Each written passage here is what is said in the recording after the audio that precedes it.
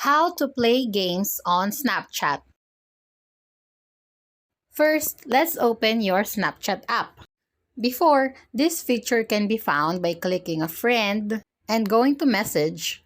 Then click the emoji button and the games should be there. But now this feature was removed. So instead, just go to Safari and search for Snapchat old version 22. Then download the old Snapchat version to use this feature. But we all know that in iPhone, you can't really download an APK app from other sites.